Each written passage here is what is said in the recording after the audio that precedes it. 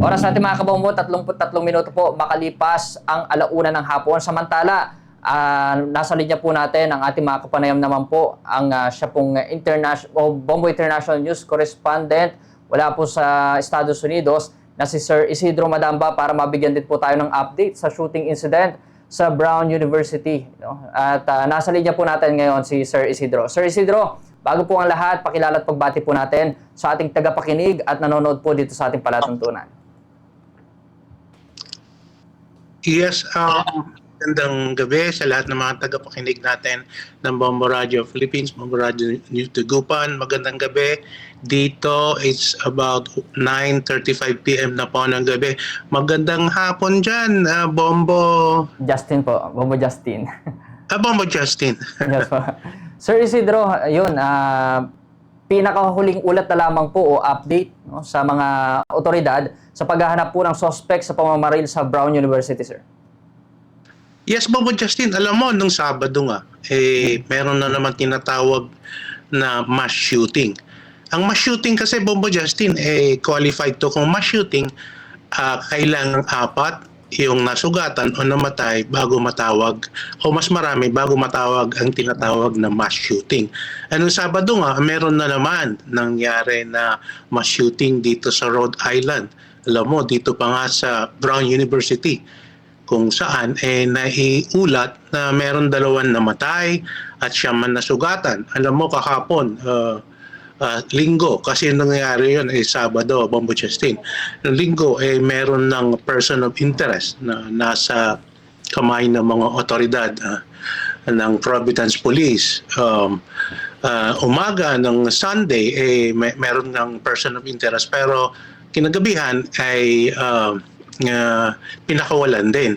So, ang nangyari ngayon ay patuloy ang paghahanap sa gunman kung saan ay naitala na nakaitim ang kanyang kasuotan. At ito nga ay hanggang ngayon ay hindi pa nakikilala ang tinatawag na person of interest or yung gunman, Bombo Justin. Yes po, Sir Isidro. Ayon po sa mga ulat o sinabi po ng mga otoridad, paano po, dahil may mga persons of interest na po kasalukuyan ngayon, sir. Yung mga naunang persons of interest, pinakawalan, ngayon po meron na po ulit. Ibig sabihin, pinakawalan, pero ngayon ay pinagkahanap pa rin. So, talagang hindi pa sigurado at nagre-rely pa lang sa mga videos at saka mga ibang talagang kung ano mga informasyon na dapat na maibigay upang mapagpakilanlan ang tinatawag na gunman or itong person of interest, Bombo Justin. Yes, sir. Bakit po napagdesisyonan ng mga otoridad na pakawalan yung unang persons of interest po na kanilang nahuli? Tapos, tama po ba, sir? Siya rin po yung pinaghahanap? Ibig sabihin, Bombo Justin, may mga persons of interest na nasa kamay nga ng mga otoridad ng Providence Police, pero siguro sa kakulangan ng ebidensya or talagang siguro nagkamali. Siyempre meron din mga, alam mo, haka-haka rin at talagang zero kasi nga nagre-rely pa lang sa mga informasyon na mahalagang informasyon na dapat na malaman ng mga kapulisan kung sino talaga itong tinatawag na person of interest. Kaya sa pagkaalam natin, kung pakakawalan, hindi pa sigurado na ang mga persons of interest na nasa kamay ng mga otoridad kahapon, Sunday, hindi pa sigurado kung sila nga Bombo Justin. Mass shooting po kasi yung incident, sir. So, naiulat na rin po ba? Kahit po, although may hinahanap pa rin po itong suspect, naiulat na rin po ba or may statement din po ba ang Brown University kung ano po ang motive nitong nasabing mass shooting po? Alam mo, Bombo Justin, sabi nga, siguro magbibigay ng karagdagang informasyon sa lalong madaling panahon. Pero ang ika nga, sabi nila, not to jeopardize the investigation at saka future cases that will be filed, talagang hindi pa pinapangalanan or wala pang masyadong kalinawan kung sino talaga ang tinatawag the person of interest, Bombo Justin. Pero sa pagkaalam natin, nailathala na kung sino yung dalawang namatay dito sa mass shooting, Bombo Justin. Isa rito ay nagngangalang si Ella Cook, taga Alabama, 19 years old. Siya yung Vice President ng College Republicans. At merong isa na namatay ay taga Uzbekistan. Ang pangalan ay Mokhtar Umoksokhov, at ito ay sila parehong nag-aaral dito sa Brown University, Bombo Justin. Yes, sir. Yung parehas po na biktima na yan, sir, magkaiba po ba sila ng o mga magkaeskwela? Let's say, grupo po ba sila or mga may kanya-kanya pong or mga parang magkaibang individual po?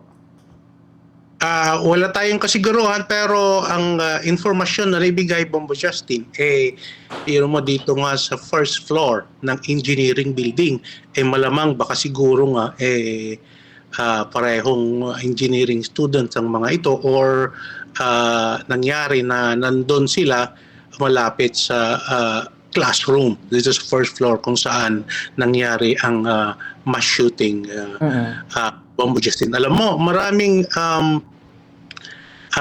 abala dito nga sa nangyaring mass shooting na ito. Biro mo, final exams pa ng mga estudyante rito, kaya pinagpaliban muna.